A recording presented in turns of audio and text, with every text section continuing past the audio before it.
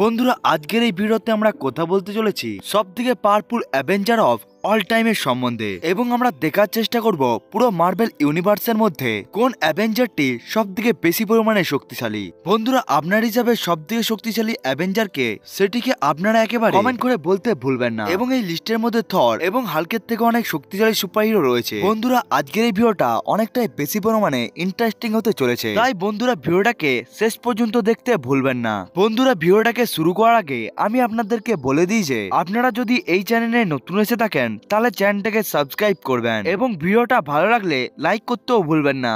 চলুন ভিডিওটাকে শুরু করা যাক নাম্বার 10 থেকে। নাম্বার 10 এ রয়েছে আমাদের কাছে ওয়ান্ডার ম্যান। বন্ধুরা আপনারা রিসেন্টলি এই নিউজটাকে হয়তো শুনেছেন যে মার্বেল স্যাংচি মুভির ডাইরেক্টরের সাথে ওয়ান্ডার ম্যানের বেসিকে একটি সিরিজ গিয়ে বানাচ্ছে, যার লিড রোলে আমরা ব্ল্যাক ম্যানটা অর্থাৎ এয়াল আবদাল মতি সেকেন্ডকে আমরা দেখতে পাবো। এবং যারা না জেনে থাকেন তাদেরকে আমি বলে দিই যে ওয়ান্ডার ম্যান কমিকের মধ্যে অনেকটাই স্ট্রং একটি ক্যারেক্টার। ওয়ান্ডার ম্যান নিজের আর্লি কমিক বুক স্টেজে 50 টনের বস্তুকে অতি সহজে একেবারে লিফট করে নিতে পেরেছিল এবং এরপর থেকে সে ধীরে ধীরে আরো বেশি পরিমাণে শক্তিশালী হতে থাকে, যেখানে সে অ্যাবোমিনেশন, নেমোর, আল্টন এমনকি ভিজেনকেও একেবারে হারিয়ে দিয়েছিল। এমনকি সে গড অফ স্ট্রেংথ হারকিউলিসকেও একেবারে হারিয়ে দিয়েছিল। এমনকি অনেক জায়গাতে ওয়ান্ডার ম্যানের পাওয়ার এবং এবিলিটিকে থরের সাথেও কম্পেয়ার করা হয়েছিল। এবং রিসেন্টলি মার্বেল কমিকের মধ্যে ওয়ান্ডার ম্যানের পাওয়ারকে এমন ভাবে আপগ্রেড করা হয় যে একেবারে রেড হাল্কের অবস্থাকেও একেবারে খারাপ করে দিয়েছিল। মার্বেল সিনেমাটিক ইউনিভার্সের মধ্যে যদি ওয়ান্ডার ম্যানকে দেখানো হয় তাহলে ক্যাংকে হারানোর জন্য এই ক্যারেক্টারটির অনেকটাই বড় একটি রোল থাকবে। নাম্বার 9 এর যে সুপারহিরোটি রয়েছে তাকে মার্বেল ইউনিভার্সের সুপারম্যান বলা হয় এবং হাইপেরিয়ান এই লিস্টের নাম্বার 9 এ রয়েছে। হাইপেরিয়ানকে যখন কমিকের মধ্যে প্রথমবার ইন্ট্রোডিউস করা হয়েছিল তখন তাকে স্কটল্যান্ড সিলিস্টিয়াল হিসাবে দেখানো হয়েছিল, যাকে গ্র্যান্ড মাস্টার নিজে একেবারে ক্রিয়েট করেছিল। এখান থেকে বোঝা যায় সে অনেকটাই বেশি পরিমাণে পাওয়ারফুল হবে বলে। এমনকি এখনো পর্যন্ত হাইপেরিয়ানের পুরো পাওয়ারকে এক্সপ্লোরই করা হয়নি, কিন্তু এরপরও মার্বেল কমিকের মধ্যে আমরা হাইপেরিয়ানের অনেক অসাধারণ ফিটসকেও একেবারে দেখতে পেয়েছিলাম। এমনকি হাইপেরিয়ান হালকে এতটাই বড় একটি জোর পাঞ্চ মেরেছিল যার ফলে সে আবার ব্রুস ব্যানারে পরিবর্তন হয়ে গিয়েছিল। এমনকি সে নিজের হিট ভিশনকে ব্যবহার করে সে কর্বার ক্লেপসের অ্যাটমকেও একেবারে ধ্বংস করে দিয়েছিল। এমনকি সে অতটাও বেশি পরিমাণে এফোর্ট না লাগিয়েও সে নেমোরকেও একেবারে হারিয়ে দিতে পেরেছিল। এমনকি হাইপেরিয়ান স্টার বেন্টের শক্তিশালী অ্যাটাককেও অতি সহজে সহ্য করে নিয়েছিল। এমনকি হাইপেরিয়ান থরের একটি অল্টারনেটিভ ভার্সনকেও একেবারে টক্কর দিয়েছিল। এসব ছাড়াও হাইপেরিয়ানের কাছে আরো অনেক অসাধারণ লেভেলের পাওয়ার এবং এবিলিটি রয়েছে। সে নিজের ভিশনকে ব্যবহার করে সে পৃথিবীর কোর পর্যন্ত একেবারে সবকিছুকে দেখতে পারে। এবং হাইপেরিয়ানের সব থেকে বড় ফিটকে আমরা দেখতে পেয়েছিলাম তার আর্লি এজের সময়ে, যেখানে সে নিজের হাতের সাহায্যে দুটো পৃথিবীকে একেবারে ধরে রেখেছিল। কোন জায়গায় এই দুটি ওয়ার্ল্ড ইউনিভার্স একেবারে বলা হয়েছে। এখান থেকে আপনারা বুঝতে পারছেন যে ক্যারেক্টারটি দুটি ইউনিভার্সকে একেবারে ধরে রাখতে পারে সে আসলে কতটা বেশি পরিমাণে পাওয়ারফুল হবে। এবার আসা যাক পরবর্তী সুপারহিরোর কাছে।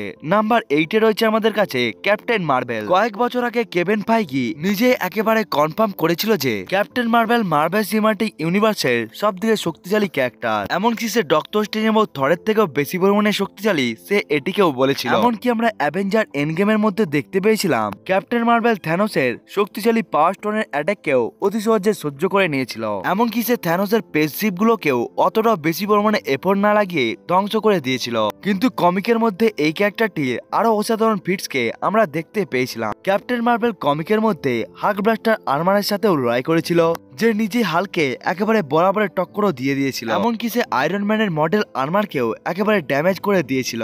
এমনকি ক্যাপ্টেন মার্বেল, থর, হাল্ক এবং ওয়ান্ডার ওম্যানের মতো শক্তিশালী সুপারহিরোর পাঞ্চকেও একেবারে সহ্য করে নিতে পেরেছিল। কিন্তু হ্যাঁ, ক্যাপ্টেন মার্বেল তাদেরকে একেবারে হারাতে পারেনি। কিন্তু হ্যাঁ, এই সমস্ত শক্তিশালী সুপারহিরোর সাথেও লড়াই করা অনেকটাই বড় একটি ফিটস।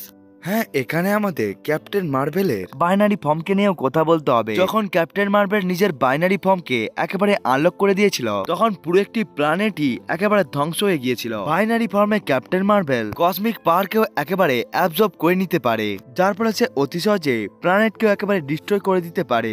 এখানে আমরা অল ওভার কম্পারিজনের কথা বলছি, শুধুমাত্র মুভির নয়। এই লিস্টের নাম্বার 7 এ রয়েছে আমাদের কাছে স্কারলেট উইচ, যে ক্যারেক্টারটি নিজের পাওয়ারকে পেয়েছিল একটি ইনফিনিটি স্টোনের কাছ থেকে। সেই ক্যারেক্টারটি কতটা বেশি পরিমাণে স্ট্রং হবে সেটিকে তো আমার বলার দরকার নেই, কারণ স্কারলেট উইচ এখনো সময়ে সব থেকে শক্তিশালী সুপারহিরো। কারণ এখনো সময়ের মার্ভেল সিনেমাটিক ইউনিভার্সের সব থেকে স্ট্রংগেস্ট এবং পাওয়ারফুল সুপারহিরো হলো স্কারলেট উইচ। এই ক্যারেক্টারটি অতি সহজেই মাইলস্টোনকে একেবারে ডিস্ট্রয় করে দিয়েছিল। এমনকি ওই সময়ের মধ্যেই সে একেবারে থ্যানোসকেও আটকে রাখতে পেরেছিল। থ্যানোস ওই সময়ের মধ্যে সমস্ত অ্যাভেঞ্জারকেই অতি সহজে হারিয়ে দিচ্ছিল, কিন্তু থ্যানোস 5টি ইনফিনিটি স্টোনকেও ব্যবহার করে সে স্কারলেট উইচকে একেবারে আটকাতে পারেনি। এমনকি ওয়ান্ডা একটা সময়ের মধ্যে সে প্রায় থ্যানোসকে মেরেই দিয়েছিল। এসব ছাড়াও স্কারলেট উইচ একটি টাউনকে নিজের একেবারে কন্ট্রোলে নিয়ে নিয়েছিল, এবং স্কারলেট উইচ এখন ডার্ক হোল্ডকে পড়ে নেওয়ার পর সে যে কোনো ইউনিভার্সের স্কারলেট উইচকে একেবারে কন্ট্রোল করতে পারে। সে পৃথিবীর সব থেকে শক্তিশালী টিম ইলুমিনাটিকেও মাত্র 5 মিনিটের মধ্যে একেবারে হারিয়ে দিয়েছিল, যেখানে ডিফেন্ডার অফ কসমক থেকে শুরু করে ব্ল্যাক বোল্টের মতো শক্তিশালী বিংসও ছিল। এমনকি স্কারলেট উইচ প্রফেসর এক্সকে নিজেরই মাইন্ড গেমের মধ্যে তাকে হারিয়ে মেরে দিয়েছিল। এমনকি স্কারলেট উইচ নিজেই কামারতাজের মধ্যে এসে সে সমস্ত সরসরারের সাথে সাথে সে ডক্টর স্ট্রেঞ্জ এবং অংকেও একেবারে হারিয়ে দিয়েছিল। এবং কমিকের মধ্যে স্কারলেট উইচের এই সমস্ত পাওয়ার এবং এবিলিটি গুলো আরো বেশি পরিমাণে শক্তিশালী, যেখানে ওয়ান্ডা একবার পৃথিবীর রিয়েলিটিকেই একেবারে এমন ভাবে চেঞ্জ করে দিয়েছিল যেটিকে শুধুমাত্র লোগানকে ছাড়া কেউ এটার সত্যতাকে জানতে পারেনি। এবং এই ইভেন্টের নাম ছিল হাউস অফ এম, যেটি মার্ভেল কমিকের মধ্যে এক্সমেন টিমের খুবই বড় একটি রোল ছিল। এমনকি স্কারলেট উইচ একবার শুধুমাত্র নো মোর মিউট্যান্ট বলে সে 98% মিউট্যান্টকেই একেবারে পৃথিবীর রিয়েলিটি থেকে মুছে দিয়েছিল। এমনকি এই ইম্প্যাক্টটি শুধুমাত্র ইউনিভার্স নয় বরং মাল্টিভার্সের মধ্যেও একেবারে ছড়িয়ে গিয়েছিল। এবার এই লিস্টের পরবর্তী সুপারহিরোর কাছে আসা যাক। নাম্বার 6-এ রয়েছে আমাদের কাছে ডক্টর স্ট্রেঞ্জ। যখন থেকে ডক্টর স্ট্রেঞ্জকে মার্ভেল সিনেমাটিক ইউনিভার্সের মধ্যে ইন্ট্রোডিউস করা হয়েছে তখন থেকে সে মার্ভেল ফ্যানদের সব থেকে ফেভারিট সুপারহিরোর মধ্যে একজন হয়ে গিয়েছে। এমনকি ডক্টর স্ট্রেঞ্জ থ্যানোসকে এতটাই জোরদার টক্কর দিয়েছিল যেটিকে দেখে থ্যানোস পর্যন্ত একেবারে অবাক হয়ে গিয়েছিল। এমনকি ডক্টর ডোরমামুকেও একেবারে বন্দি করে দিয়েছিল টাইম লুপের মধ্যে। ডক্টর স্ট্রেঞ্জের কাছে মিরর ডাইমেনশনেরও অ্যাক্সেস রয়েছে, যার ফলে সে যে কোনো ক্যারেক্টারকেই মিরর ডাইমেনশনের মধ্যে নিয়ে গিয়ে সে তার সাথে নিজের ইচ্ছা অনুসারে যে কোনো কিছুকে একেবারে করতে পারে। এসব ছাড়াও ডক্টর স্ট্রেঞ্জ একটি ইনফিনিটি স্টোন অর্থাৎ টাইম স্টোনকেও একেবারে ভালোভাবে কন্ট্রোল করতে পারে, যার ফলে সে সময়কে আগিয়ে এবং পিছিয়ে নিয়ে যেতে পারে, এমনকি সময়কে সে থামিয়েও দিতে পারে। কিন্তু কমিকের মধ্যে ডক্টর স্ট্রেঞ্জ আর অনেকটা বেশি পরিমাণে শক্তিশালী। কমিকের মধ্যে ডক্টর স্ট্রেঞ্জ এতটাই পাওয়ারফুল যে গ্লাকটাসের মতো পাওয়ারফুল বিংকেও একাই একেবারে হারিয়ে দিতেও পারে। এমনকি মার্ভেলের সব থেকে শক্তিশালী গড লিভিং ট্রাইব্যুনালেরও সে বন্দি থেকে একেবারে মুক্ত হতে পেরে গিয়েছিল। এমনকি ডক্টর স্ট্রেঞ্জ একবার পুরো ডাইমেনশনকে একেবারে ডিস্ট্রয় করে দিয়েছিল। এমনকি সে একবার সুপারনোভা অর্থাৎ একটি সূর্যের এনার্জিকে অতি সহজে সহ্য করে নিতে পেরেছিল। ডক্টর স্ট্রেঞ্জ নিজের নর্মাল ফর্মে হাল্ককেও একেবারে হারিয়ে দিয়েছিল। এমনকি ডক্টর স্ট্রেঞ্জ ওয়াল ব্রেকার হাল্ককেও একেবারে হালকে পরিবর্তন করে দিয়েছিল। অর্থাৎ কমিকের থেকে মার্ভেল সিনেমাটিক ইউনিভার্সের ডক্টর স্ট্রেঞ্জ অনেকটাই বেশি পরিমাণে দুর্বল। অর্থাৎ আমরা এমসিইউর মধ্যে ডক্টর স্ট্রেঞ্জের আরো পাওয়ারফুল ফর্মকে দেখতে পাবো। এবার আসা যাক পরবর্তী সুপারহিরোর কাছে। নাম্বার 5-এ রয়েছে আমাদের কাছে হাল্ক। যদি এই লিস্টটি সব থেকে স্ট্রংগেস্ট সুপারহিরোর কথা হতো তাহলে হাল্ক এই লিস্টের মধ্যে নাম্বার 1-এ থাকতো। কিন্তু এই লিস্টটি শুধুমাত্র ফিজিক্যাল স্ট্রেংথকে নিয়ে নয় বরং সমস্ত পাওয়ারকে লক্ষ্য করেই একেবারে এই লিস্টটিকে বানানো হয়েছে।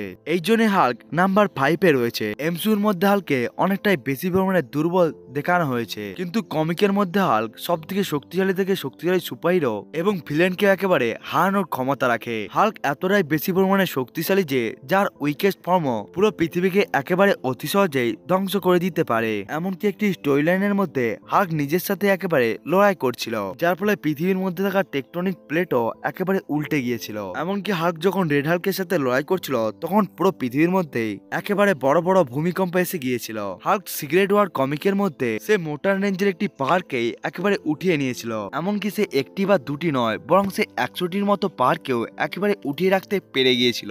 Hulk god of strength Hercules থেকে শুরু করে গড অফ থান্ডার থর থেকে শুরু করে সে ক্যাপ্টেন মার্ভেল, নেমোর এবং আরো শক্তিশালী সুপারহিরোর সাথে সে একেবারে ভালো টক্কর দিতে পেরেছিল। এমনকি সে এর মধ্যে অনেকগুলো ক্যারেক্টারকেও একেবারে হারিয়ে দিয়েছিল। এবং হাল্কের সব থেকে পাওয়ারফুল ভার্সনের নাম হলো কসমিক ইমমর্টাল হাল। এমনকি সে এই ফর্মে ইনহিউম্যানের লিডার ব্ল্যাক বোল্ট থেকে শুরু করে সে সেন্ট্রিকেও একেবারে হারিয়ে দিতে পেরেছিল। এমনকি সে ক্যাপ্টেন মার্ভেল এবং সিয়ালকের মতো সুপারহিরোকে নিজের একটি পাঞ্চের সাহায্যে একেবারে নক আউট করে দিতে পেরেছিল। এমনকি মার্ভেলের অনেকগুলো সুপারহিরো একসাথে এসেও হালকে আর হারাতে পারেনি। এবং আমরা খুব তাড়াতাড়ি এমসিইউর মধ্যে ওয়াল ব্রেকার হালকে দেখতে চলেছি। এবার আসা যাক পরবর্তী সুপারহিরোর কাছে। নাম্বার 4 রয়েছে আমাদের কাছে থর ওডিনসন। থর হলো গড অফ থান্ডার, যে এমসিইউর মধ্যে ম্যাড টাইটান থ্যানোসকে দুবার হারিয়ে দিয়েছিল। এমনকি সে গড অফ ডেথ হেলাকেও একেবারে টক্কর দিয়েছিল।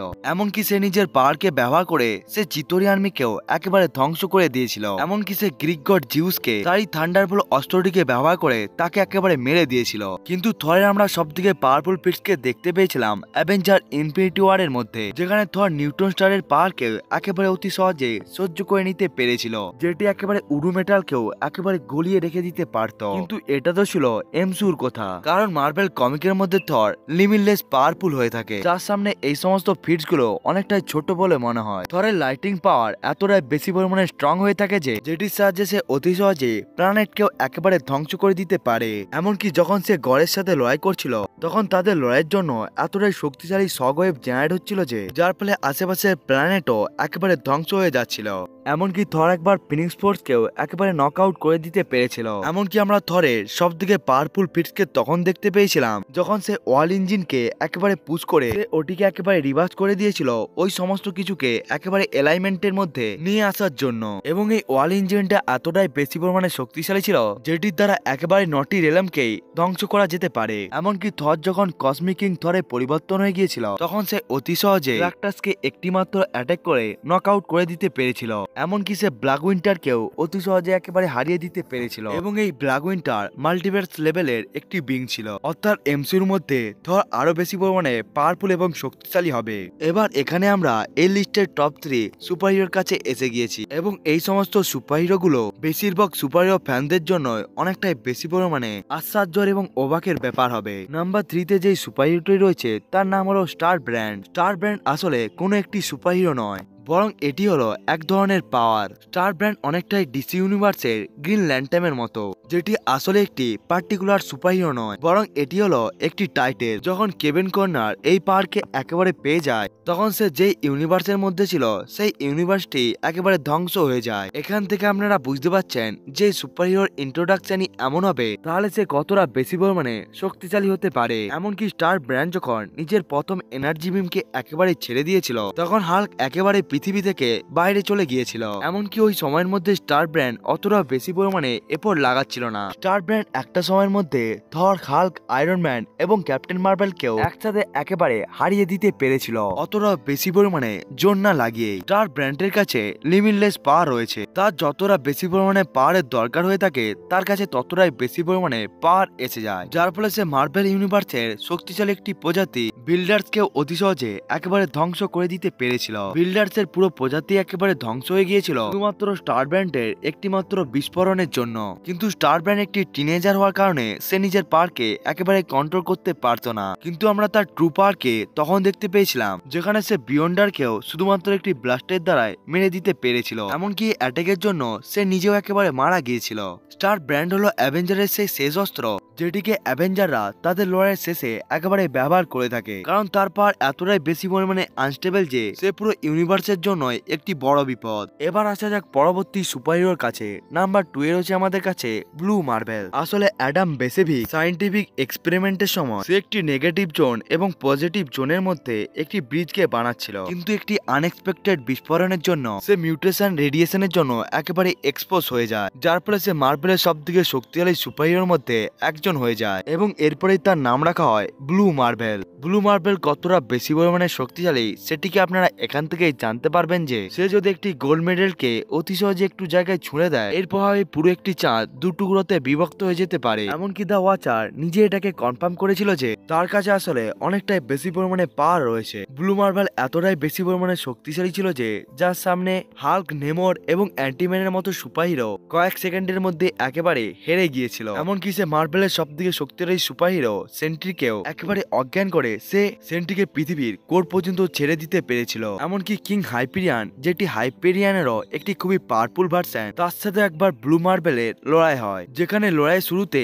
হাইপেরিয়ানের ওই লড়াইকে জেতার চান্স পেয়েছিল, কিন্তু এরপরে ব্লু মার্বেল নিজের পোটেনশিয়ালকে ব্যবহার করতে থাকে এবং সে কিং হাইপেরিয়ানকে কয়েকটি পাঞ্চের সাহায্যে একেবারে হারিয়ে দেয়। এমনকি ব্লু মার্বেল এতটাই বেশি পরিমাণে শক্তিশালী ছিল যে ক্যাপ্টেন মার্বেলকে তার বাইনারি ফর্মেও অতি সহজে নিয়ে আসতে পেরে গিয়েছিল এবং ক্যাপ্টেন মার্বেলকে শুধুমাত্র কসমিক এনার্জি একেবারে বাইনারি ফর্মে নিয়ে আসতে পারে। এখান থেকে আপনারা বুঝতে পারছেন ব্লু মার্বেল কতটা বেশি পরিমাণে শক্তিশালী ছিল। এমনকি ব্লু মার্বেল বিয়ন্ডারের সাথেও লড়াই করেছিল, এমনকি সে বিয়ন্ডারের ফিজিক্যাল ফর্মকেও সে একেবারে হারিয়ে দিতে পেরেছিল। এবার আসা যাক এই লিস্টের নাম্বার 1 সুপারহিরোর কাছে।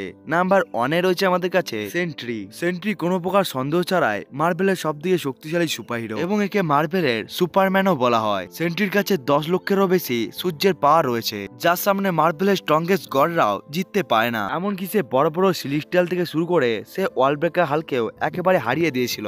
এমনকি থর, ক্যাপ্টেন মার্বেল এবং গ্যালাক্টাসের মতো বিং সেন্ট্রির সামনে টিকতে পারেনি। এমনকি একবার যখন সে ফোটনের সাথে একেবারে লড়াই করছিল, তখন সে মেন মার্বেল ইউনিভার্সকেও অতি সহজে একেবারে ধ্বংস করে দেয়। এমনকি সেন্ট্রি অতি সহজেই কসমিক কিউবকেও একেবারে ধ্বংস করে দিয়েছিল এবং কসমিক কিউব ইনফিনিটি স্টোনের মতোই শক্তিশালী একটি জিনিস, যেটি কয়েকটি ইউনিভার্সকেই একেবারে একসাথে ধ্বংস করে দিতে পারে। সেটিকেও সেন্ট্রি অতি সহজেই একেবারে ডিস্ট্রয় করে দিতে পেরেছিল। এমনকি সে নেগেটিভ জোনকেও নিজের হাতের সাহায্যে একেবারে চিরে রেখে দিতে পেরেছিল এবং এই নেগেটিভ জোনটি পুরো মাল্টিভার্সকেও অতি সহজে ধ্বংস করে দিতে পারে। কিন্তু আমরা সেন্ট্রির সবথেকে পাওয়ারফুল ফিটসকে দেখতে পেয়েছিলাম সির স্টোরি লাইনের মধ্যে, যেখানে সে একেবারে অ্যাসগার্ডকেও একেবারে ধ্বংস করে দিতে পেরেছিল। আসলে সেন্ট্রি কখনো নিজের ফুল পাওয়ারকে ব্যবহারই করে না, কিন্তু সেন্ট্রির শরীরের মধ্যে থাকা ওয়াইডার ফর্ম সেন্ট্রির ফুল পাওয়ারকে ব্যবহার করে সে মানুষদেরকে একেবারেই মারতে থাকে এবং এই ফর্মে সেন্ট্রি মার্বেল ইউনিভার্সের সবথেকে শক্তিশালী সুপারহিরোকেও সে একসাথে হারিয়ে দিতে পেরেছিল। এমনকি মার্বেল কমিকের মধ্যে সেন্ট্রির ফুল পোটেনশিয়ালকে এখনো দেখানোই হয়নি। এখান থেকে আপনারা বুঝতে পারছেন সেন্ট্রির পিক পাওয়ার কতটা বেশি হতে পারে। বন্ধুরা, এটি ছিল লিস্ট যেখানে আমরা top 10 powerful Avenger of all time superhero সম্বন্ধে কথা বললাম। বন্ধুরা, এই সমস্ত স্ট্রংগেস্ট অ্যাভেঞ্জারের মধ্যে আপনার ফেভারিট স্ট্রংগেস্ট অ্যাভেঞ্জার কোনটি, সেটিকে বন্ধুরা আপনারা কমেন্ট করে বলতে ভুলবেন না। বন্ধুরা, আজকের এই ভিডিওটা এতটা পর্যন্তই। দেখা হচ্ছে অন্য একটি ভিডিওতে, ততক্ষণের জন্য বাই বাই।